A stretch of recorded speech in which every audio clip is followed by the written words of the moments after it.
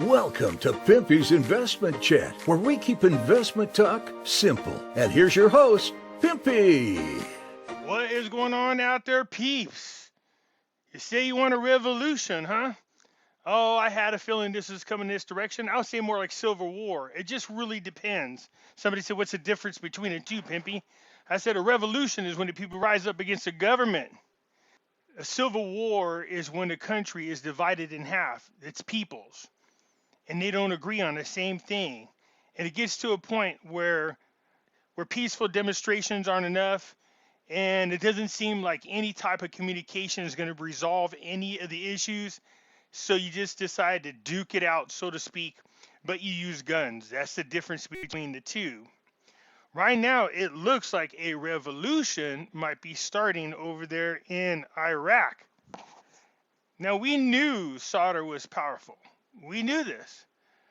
We knew when he resigned from the government, along with his deputies, that there was some, you know what, coming down the road here, and apparently it's already happening. There's article after article about the coordinating framework trying to form this government. They're determined to push through their candidates. Well, let me reword this.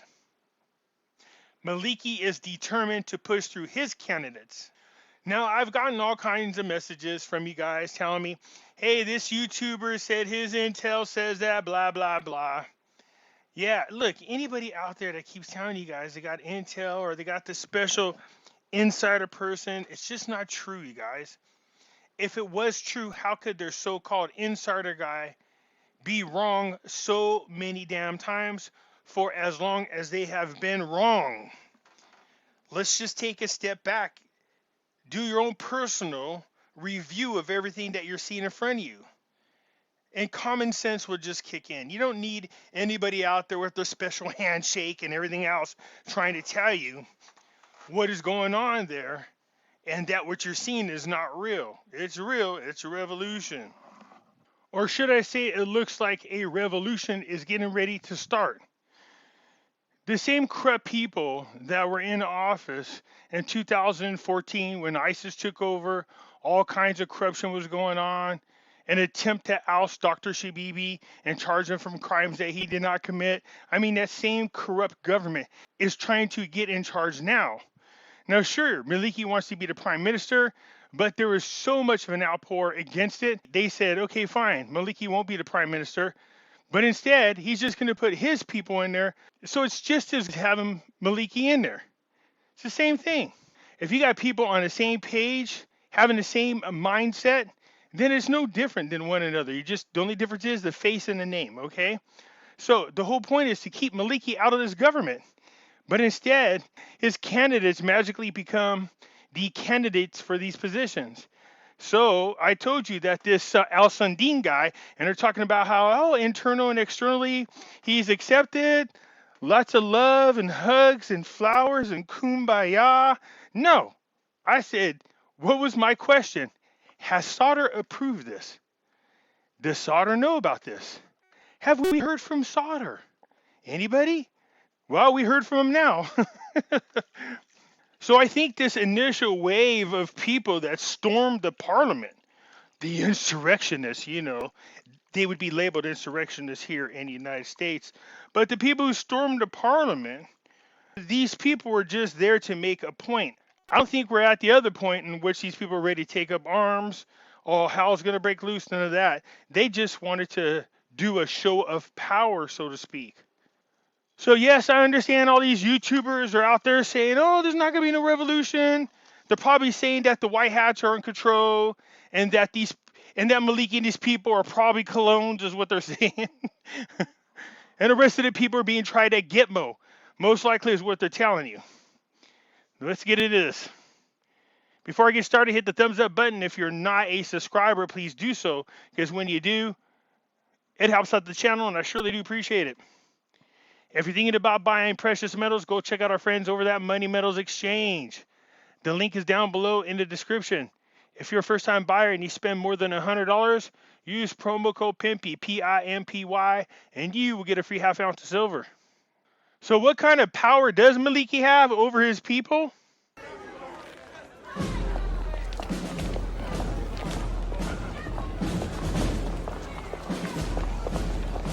Maliki has that kind of power over his people. Seriously. The other thing adding fuel to the fire is the fact that the Quad Force commander, Kwani, came over to check in with the coordinated framework to see how the government is being formed. You know, if I was Iran, I would seriously take a step back and try to be more discreet about your meeting with the coordinating framework.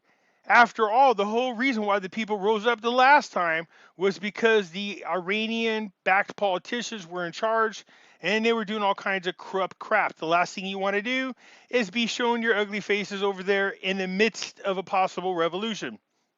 So the people are protesting against Al Sundin's candidacy. It's not going over very well. Obviously, they did not send a memo over to Sauder to let them know and get his approval because it was Sauder's people that started the protest, stormed the parliament to make a point. It said an informed source within the coordinated framework. Man, this sounds too much like our news. 2 sources within the Trump administration, 7 unnamed sources from, it's just BS, come on people, but let's roll with this. An informed source in the coordinated framework that includes Shiite political forces away from the Sauder's bloc revealed that the commander of the Quad Force in the Iranian Revolutionary Guard, Ismail Kwani, who arrived in Baghdad today, Wednesday, held a meeting with the leaders of the coordinated framework to discuss the current political developments. Now, we know that there was gunfire opened up on the protesters again this time. Remember, Sauder and Al-Qademi wanted to investigate the shooting of the 2019 protesters. The source told the news that the meeting held outside the Green Zone while Sauder supporters stormed the Parliament building. And the Quad Force commander was briefed on the content of the framework statement in this regards. He added that the leaders in the framework confirmed during the meeting that their adherence to the nomination of al-Sundin for the position of prime minister, despite the Sauderists demonstrating against him. There should be no despite nothing. Sauder every day continues to grow in strength. He really does. I mean, I know... What I know about Sauder is this guy can flip-flop. He can use you. He can be against you. He'll do whatever it takes for his people. Not a big fan of the United States. Not a big fan of Iran. He's all about the Iraqi people, and I totally get that. That's a lot of what Trump was about was, look, you got to focus on your people first before anybody else. That's why he said America first. Now you're seeing Sauder saying Iraq first, and he means it. At any means necessary. But definitely you want to get out those corrupt politicians like our Democrats here in the United States. Yeah, I took a pop shot. I couldn't resist. So the Iranian commander of the Quad Force came over to talk to the Iranian-backed puppets about what's going on and what they need to do. This didn't go over very well with Sauder and his people. They were not very happy about it. Anyway, Sauder put out a tweet telling these people, look, withdraw from the green zone. If you wish to withdraw, I will not hold it against you. He would have total understanding. But I think the whole purpose of this particular demonstration was just a slight show of force. That was about it. In other words, don't you dare do anything without the green light of Sauder and his people.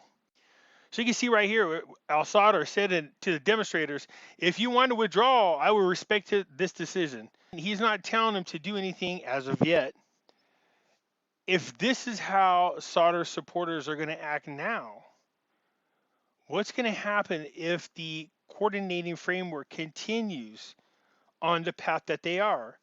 I would anticipate a pretty big uprising. Now, there are people out there trying to compare this particular protest against the Arab Springs. I will tell you this, there's no comparison. What happened during the Arab Springs was huge. There was a lot of people. It looked like an entire country taking a stance against a corrupt government. We need more of that, if you get my drift. Only 1 year ago, on January 25th, thousands of demonstrators took to the streets of Cairo to voice their anger against corruption, poverty, and repression in a demonstration called Day of Wrath.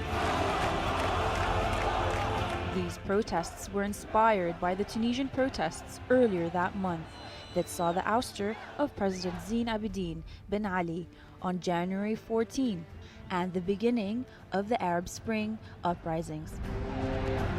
Gathered in the capital's Tahrir Square, demanding Look at the Mubarak's size step of these down from crowds. power on the day of departure.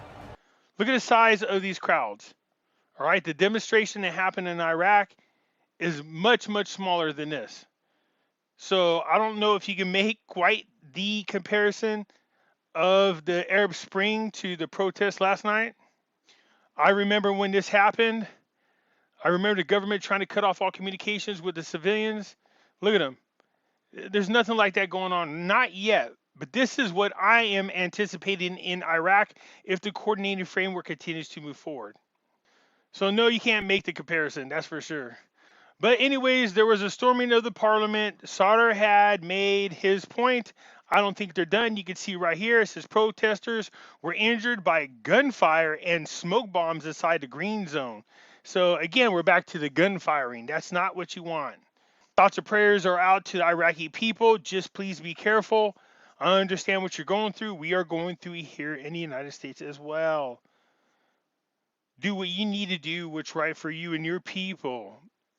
As far as the Iraqi Dinar investment, right now there are more present things going on. There's a very corrupt group of people trying to take over the country of Iraq. That would just be bad for the Iraqi people. It might benefit us dinar holders, but it's not good for the Iraqi people. And like I said, I'm not willing to make money off of a currency at the detriment of the Iraqi people. What do you guys think? Anyways, do me a favor, hit the thumbs up button. If you're not a subscriber, please do so, because when you do, it helps out the channel, and I surely do appreciate it. And I look forward to your comments. I'm out.